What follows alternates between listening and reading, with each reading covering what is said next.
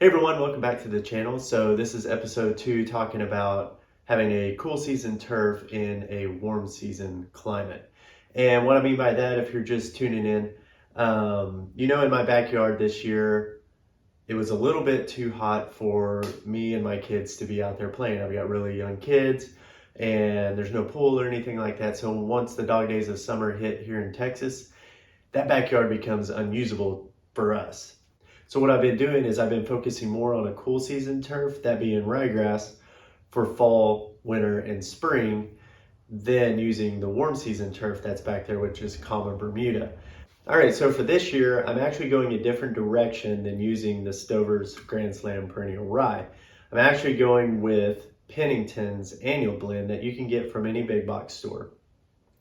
One of the main reasons why that I'm doing this is because, well, this is season number 2 to do a ryegrass overseed with this idea that I'm doing in my backyard. And I need to compare a more affordable blend of ryegrass to the more expensive Stover perennial rye. So I felt like it was a time to go a more affordable direction with this Pennington annual blend. Now, I want to keep these comparisons as close as I can, and what I'm doing is with Stover's Grand Slam, I did 50 pounds of it in the backyard, which came out to about 7.7 pounds per 1,000 square feet. Also with Pennington's annual, this is also a 50-pound bag, so it'll be at 7.7 pounds per 1,000. Now, as far as cost difference goes between last year's and this year's products, so last year for the Stover Grand Slam, I had to buy two 25-pound bags for 50 pounds, and those were $140 a piece. So you're looking at $280 just for the seed alone. I also purchased 2 bags of Anderson's 10-10-10 off of Amazon. Those were 2 18-pound bags, so 36 pounds. And that came out to, that was $74 for both of those. Now that put down about a little over half a pound of nitrogen in the backyard, and also phosphorus and potassium as well. So 0.55 pounds per 1,000 applied across the board with the Anderson's product. For this year, for the Pennington, so this Pennington bag you can get, I got it from Lowe's, it was $69 for 50 pounds. So again, it's still being spread out the same amount of seed as Stover's Grand Slam. So that matches up pretty nice, but like I said, only $69. Yard Mastery's 12-12-12 starter fertilizer.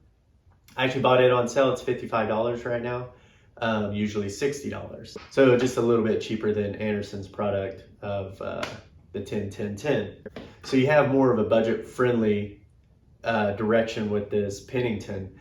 So it'll be really interesting to compare this Pennington with Stover's, because Stover's, I tell you what, that was a nice lawn last year. It was lush, it took well with everything, I didn't have any issues with it.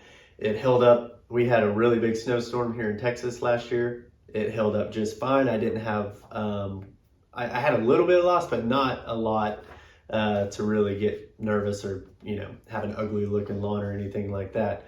It was very dark green, fun to play on, felt good on the feet and everything like that. Also, it stripes really well. So if you're into striping, that was a really good one. So it'll be interesting to see what this Pennington blend does compared to that Stover blend when the prices are just so different. So I use my Scott's broadcast spreader for this, and if you look on the back, so you have your recommended spreader settings, and for mine, here's the EdgeGuard broadcast spreader, and it says, to do 14 for the setting. Now I did about 7.5 and just went over it twice because I didn't really like how much it was dumping out of the spreader all at once, because I was kind of afraid that I would get halfway through the lawn and not have enough to go over. So I just halved that number. I put it about at 7.5, and just went over the lawn multiple times in passes. One thing I will note though is over here, it has a little chart of how much seed you should be using. Now it says for winter overseeding and bare spots, it recommends 10 pounds per 1,000 square feet. So this bag being a 50-pound bag, even though it says 10,000 square feet, that's not for an overseed. That's just for a thin lawn support, which is this 5 pounds per 1,000 square feet.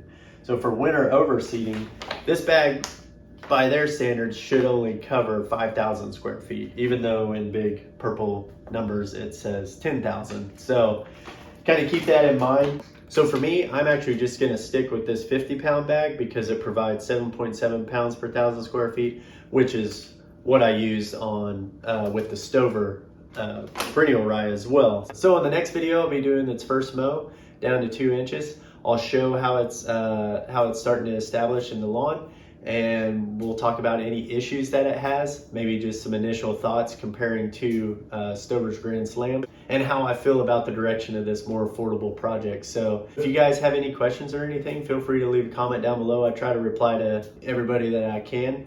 And hey, if you want to see how this turns out, then just look out for the next video. Thank you all so much for watching, and we'll see you next time.